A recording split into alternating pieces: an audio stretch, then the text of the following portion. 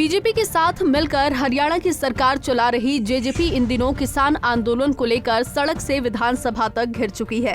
Deputy CM Dushyant Chautala और उनकी party JJP के खिलाफ जहां सड़क पर किसानों ने मोर्चा खोल दिया है, तो वहीं विधानसभा में मुख्य विपक्षी दल कांग्रेस ने सरकार के खिलाफ अविश्वास प्रस्ताव लाकर जेजेपी पर किसानों के साथ देने और सरकार से अलग होने के लिए लगातार दबाव बना रही है। जी हां, हरियाणा की गठबंधन सरकार के खिलाफ कल यानी कि 10 मार्च को अविश्वास प्रस्ताव पर चर्चा और वोटिंग होनी है। लेकिन इससे ठीक पहले जेजेपी की ओर से विधायकों को 3 लाइन का सबसे मजबूत व्हिप जारी किया गया है। जेजेपी ने अपना रुख साफ कर दिया है कि वो सरकार के साथ चलेगी और जेजेपी के विधायकों को अविश्वास प्रस्ताव का विरोध करना ही होगा। जी हां, जननायक जनता पार्टी के मुख्य सचेतक अमरजीत ढांढा ने व्हिप जारी करते हुए कहा कि जननायक जनता पार्टी के सभी विधायकों को सूचित किया जाता है कि हरियाणा विधानसभा में विपक्ष के द्वारा प्रस्तावित मंत्रिमंडल के खिलाफ अविश्वास प्रस्ताव बुधवार दिनांक 10 मार्च 2021 को पेश किया जाएगा। जननायक जनता पार्टी के सभी हरियाणा विधानसभा के सदस्यों से निवेदन है कि वो बुधवार दिनांक 10 मार्च 2021 को सारा दिन पूरा समय सदन में अनिवार्य रूप से उपस्थित रहकर अविश्वास प्रस्ताव के विरुद्ध सरकार के पक्ष में समर्थन करें।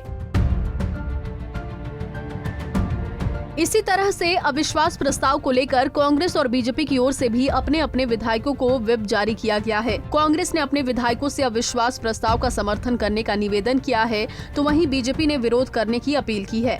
लेकिन इन सब के बीच व्हिप क्या होता है वो जानना आपके लिए बेहद जरूरी है। दरअसल व्हिप यानी कि सचेतक किसी राजनीतिक दल में वो व्यक्ति होता है जो उस दल में अनुशासन बनाए रखने के लिए उत्तरदायी होता है।